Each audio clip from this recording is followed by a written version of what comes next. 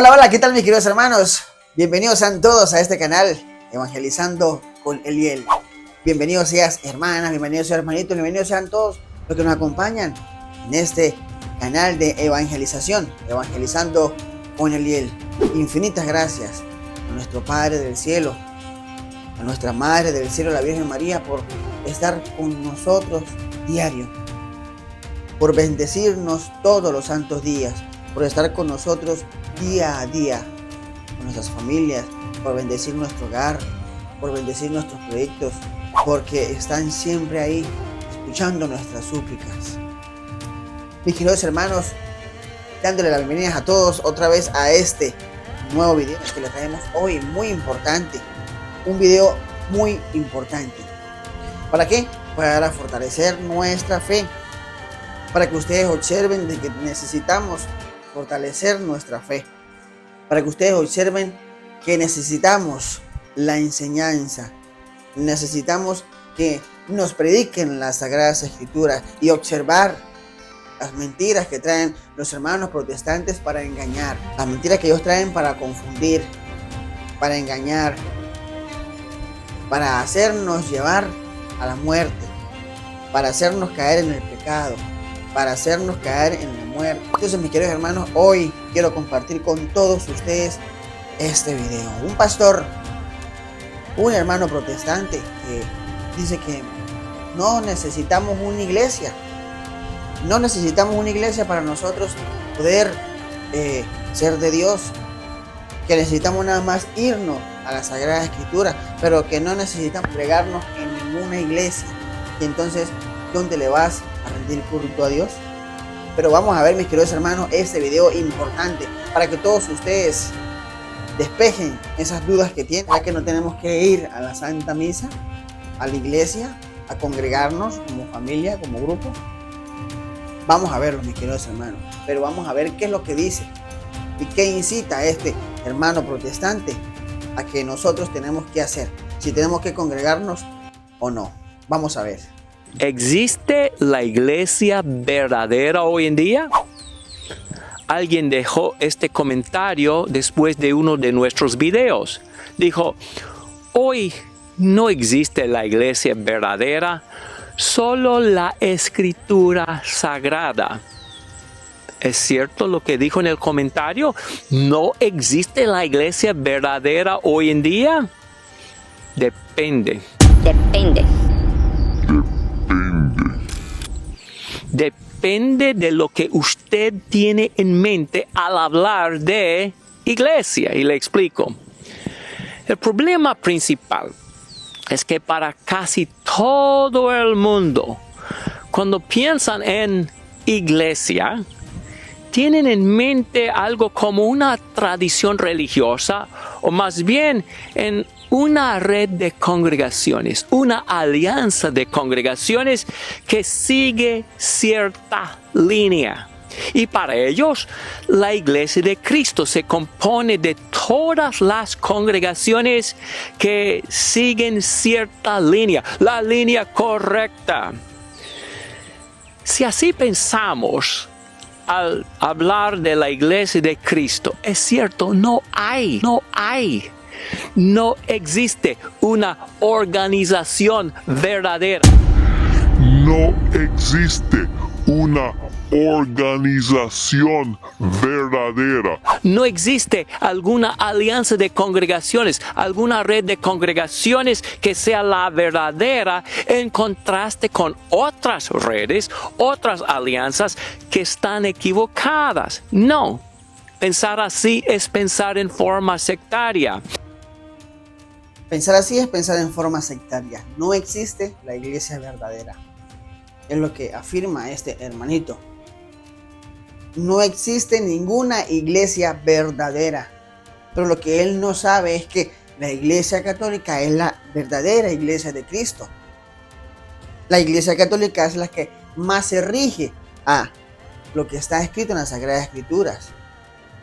No dice como tal en las Sagradas Escrituras que la iglesia católica es la iglesia de Cristo porque no tiene el nombre. Pero cuando él dice en Marcos 16:15, vayan por todo el mundo, prediquen el evangelio a toda criatura. El que crea y se bautice, se salvará. El que se niegue a creer, se perderá. Esta palabra donde dice, vayan por todo el mundo, por todo el mundo, por todo el mundo, y prediquen la buena nueva. ¿Qué significa? ¿A qué nos estamos refiriendo nosotros ahí? A universal. Universal. Todo el mundo. A todo el mundo significa universal. La palabra universal significa católica. Entonces, mis queridos hermanos, ahí es donde yo congrego, donde tú congregas. Y los que están viendo este video que no son católicos y son protestantes, debes de congregar en esta iglesia. Gracias a la apologética del Padre Luis Toro, nosotros estamos descubriendo en realidad la verdadera iglesia de Cristo. ¿Por qué? Porque está en las Sagradas Escrituras.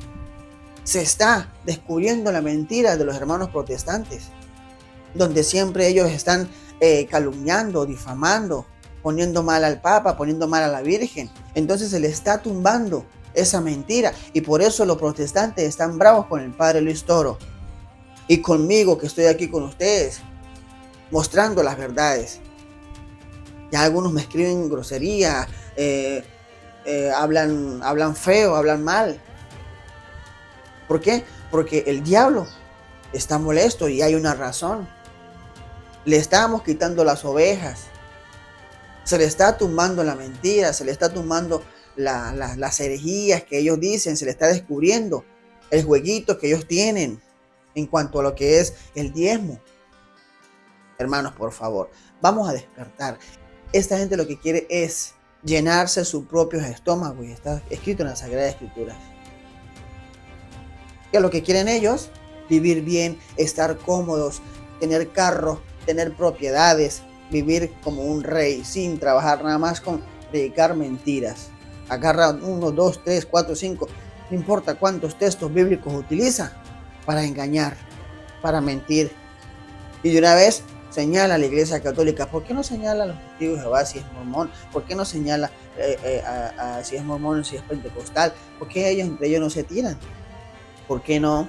Porque siempre la Iglesia Católica, porque la Iglesia Católica es la que tiene la verdad y es la que ellos tienen que destruir. ¿Entiendes, queridos hermanos? Entonces tenemos que nosotros ser fuertes y combatir, batallar, predicar, estudiar, mirar, aprender, defender nuestra fe. Claro que sí, hermano. Entonces vamos a ver el video que el Padre Luis Toro hoy nos trae. En realidad, para que Él nos diga cuál es la verdadera iglesia de Cristo, de dónde viene la verdadera iglesia de Cristo, cómo fue fundada, en la persona de quién. Vamos a ver, mis queridos hermanos. ¿Por qué nosotros debemos estar en una iglesia? La mentira más grande que tienen los protestantes es decir, Cristo no fundó ninguna iglesia. Esa es la mentira más grande. Y eso lo repiten descaradamente. Cristo no fundó ninguna iglesia. ¿Por qué lo dicen? Porque el católico no sabe que Cristo fundó una iglesia. ¿Y por qué más lo dicen? Porque si ellos logran hacerle creer al católico que Cristo no fundó ninguna iglesia, entonces el católico se queda sin iglesia y ellos vienen y lo agarran y se lo llevan para la de ellos. Cristo no fundó ninguna iglesia. Pues si Cristo no fundó ninguna iglesia, yo puedo estar allí, yo puedo estar allá, yo puedo estar allá. Hay una opción que yo me vaya con ellos. Pero si Cristo fundó una iglesia, el católico dice, pues es la católica, no me salgo de aquí. Pero ellos tienen que decir, Cristo no fundó ninguna iglesia. Es una locura decir que Cristo no fundó ninguna iglesia. Es una locura decir que Cristo no fundó ninguna iglesia. Es una locura decir que Cristo no fundó ninguna iglesia. Porque ¿qué significa iglesia?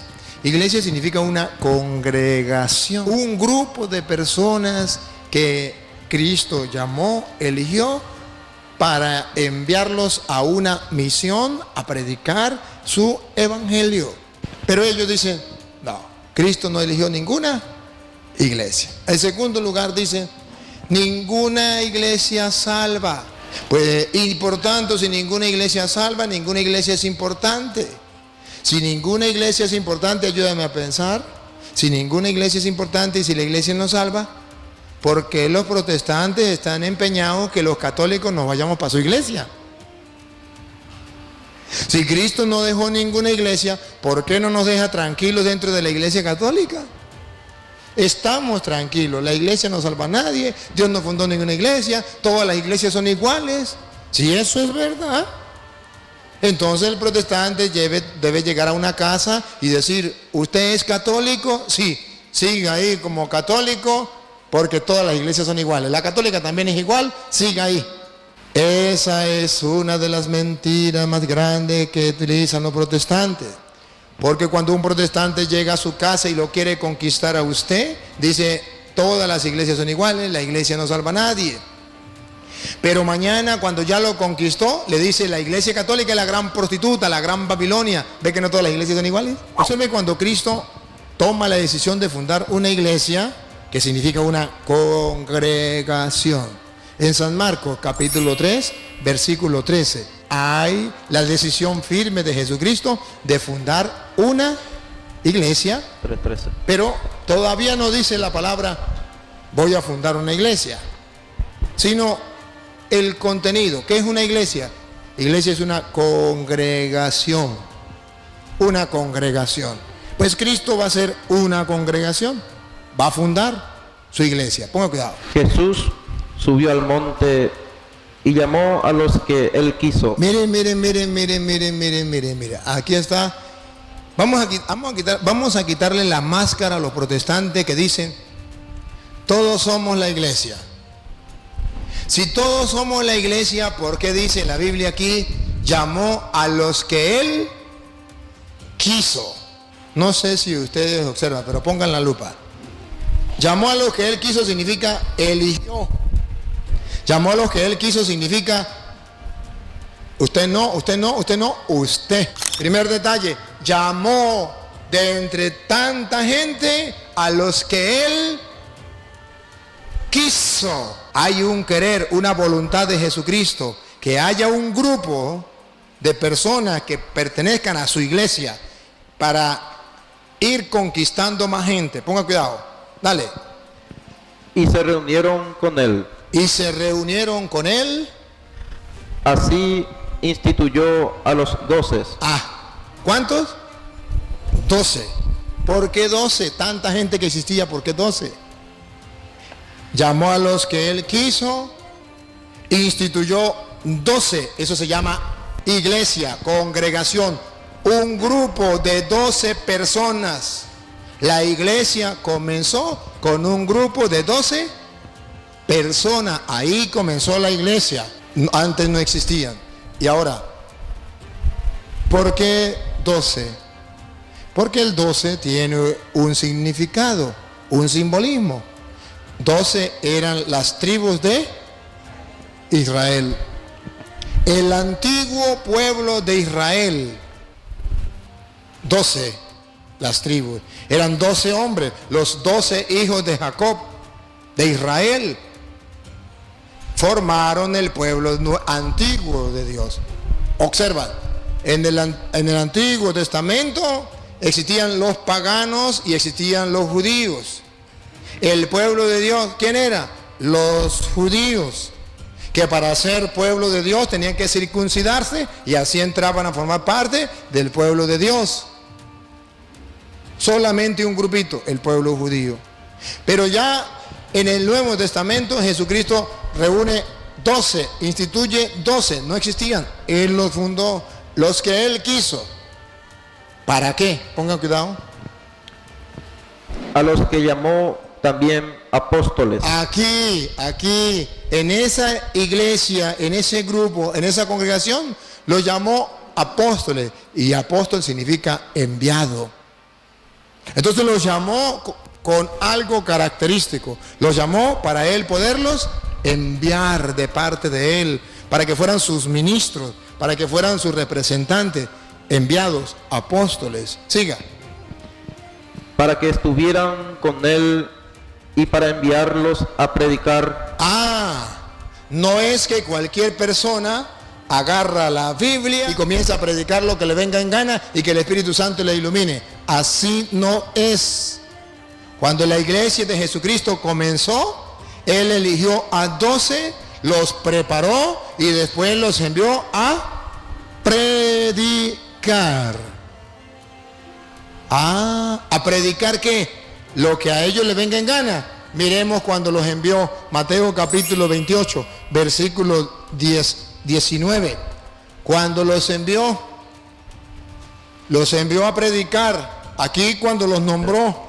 Ahora cuando los envió a predicar. ¿Qué los envió a predicar? Cualquier cosa, lo que les venga en gana. Vamos a ver. Vayan pues y hagan que todos los pueblos sean mis discípulos. Los está mandando. Vayan pues y hagan que todos los pueblos sean mis discípulos. Él quiere que todos sean sus discípulos, pertenezcan a Él. Y hay una manera de ser discípulo de Cristo. ¿Cómo? Pongan cuidado. Bautícelo en el nombre del Padre, del Hijo y del Espíritu Santo. A través del bautismo, nosotros nos integramos a la iglesia de Cristo. Pasamos a ser discípulos de Jesucristo por medio del bautismo. No es que todo el mundo es parte de la iglesia de Cristo. No, Señor. Los que se bautizan pasan a ser discípulos de Cristo. Vayan y hagan que todos los pueblos sean mis discípulos. ¿Cómo? Bautizándolos. Entonces es con el bautismo cuando yo me integro a la iglesia de Cristo.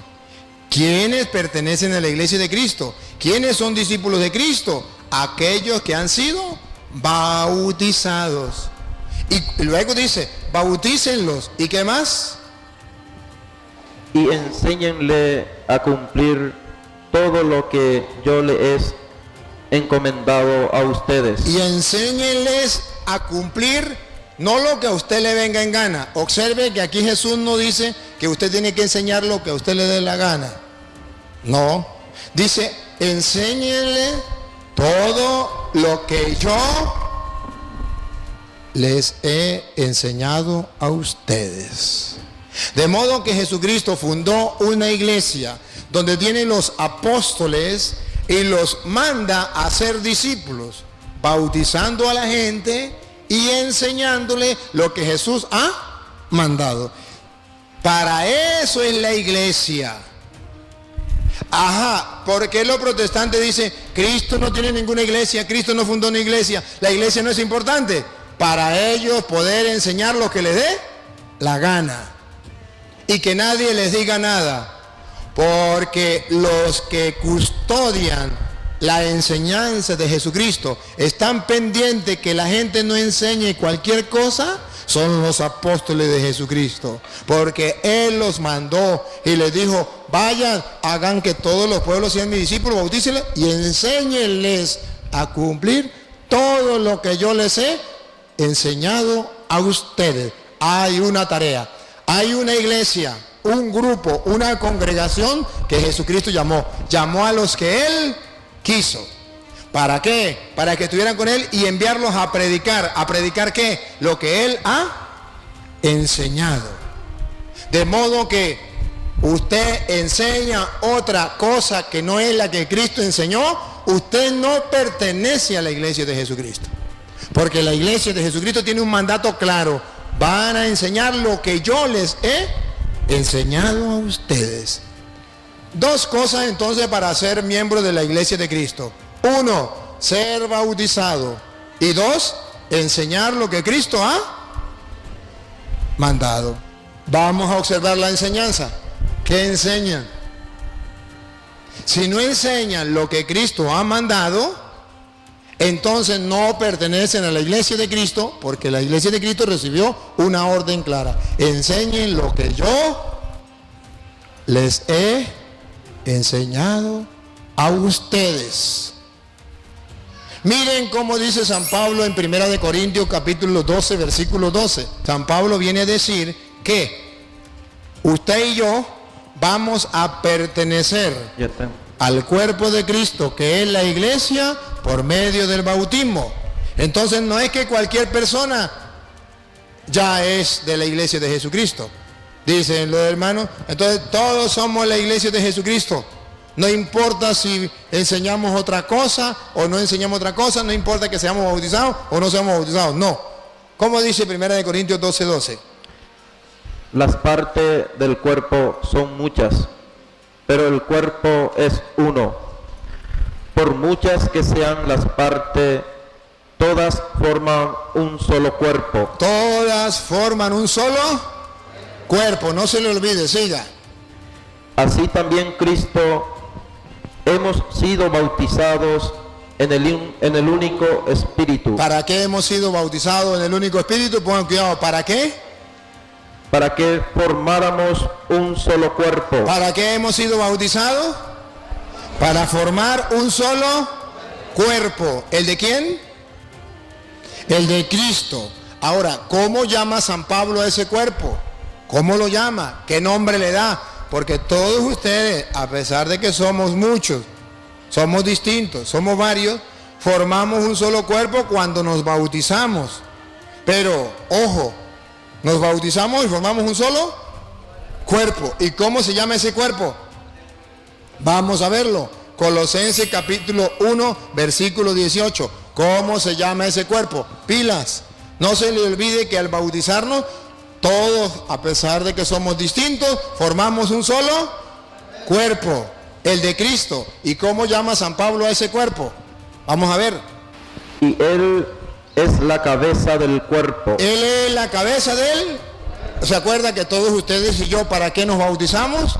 Para formar un solo cuerpo. Y Cristo pasa a ser la cabeza del cuerpo. ¿Y cómo llama Pablo a ese cuerpo?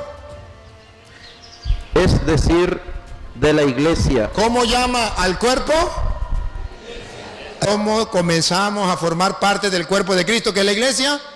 Por medio del bautismo. Por eso Jesús le dijo, vayan y prediquen el evangelio a toda criatura. O el de Juan 28, que leíamos ahorita. Vayan y hagan que todos los pueblos sean mis discípulos. ¿Cómo? Bautizándolos. Y después enséñeles todo lo que yo le he mandado. Entonces, cuando nos bautizamos, usted y yo formamos parte del cuerpo de Cristo, que es la iglesia. Hechos de los Apóstoles capítulo 2. El Espíritu Santo viene en el capítulo 2, versículo 1. Viene el Espíritu Santo.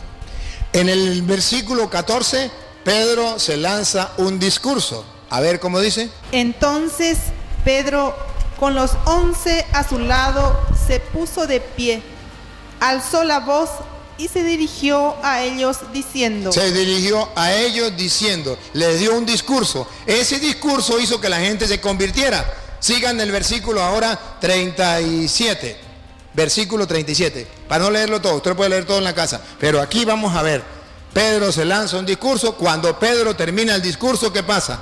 Versículo 37. Al oír esto, se afligieron profundamente y dijeron a Pedro y a los demás apóstoles. Le dijeron a Pedro después de la predicación, después del discurso, le dijeron a Pedro, afligido, acongojado, ¿qué tenemos que hacer? Siga. ¿Qué tenemos que hacer, hermanos? ¿Qué tenemos que hacer, hermanos? Entonces Pedro no le dijo, no tienen que hacer nada. Quédense así tranquilos, que así tranquilos se van a salvar. Porque Cristo no dejó ninguna iglesia. Porque no hay que hacer nada. Listo. Basta que crea en Cristo y será salvo. No, ponga cuidado lo que dice Pedro. Pedro les contestó, arrepiéntense y que cada uno de ustedes se haga bautizar en el nombre de Jesús. ¿Por qué lo tienen que hacer bautizar?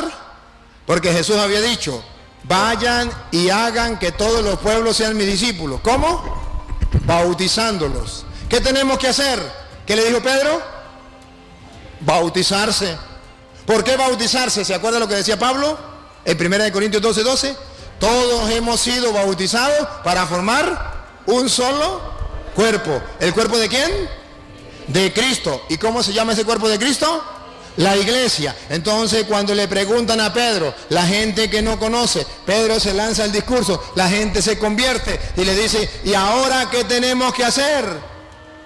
Y Pedro no dice que cada quien haga lo que le venga en gana. No, Pedro les dice que se arrepientan y que se hagan bautizar para dos cosas: para formar parte del cuerpo de Cristo, para ser discípulos de Cristo. Ellos se bautizan Y miren el versículo, como dice el versículo 41. ¿Qué pasa cuando ellos se bautizan? Cuando ellos le creen a Pedro. Los que acogieron la palabra de Pedro se bautizaron. Los que acogieron la palabra de Pedro, ¿qué hicieron? Se bautizaron. ¿Para qué?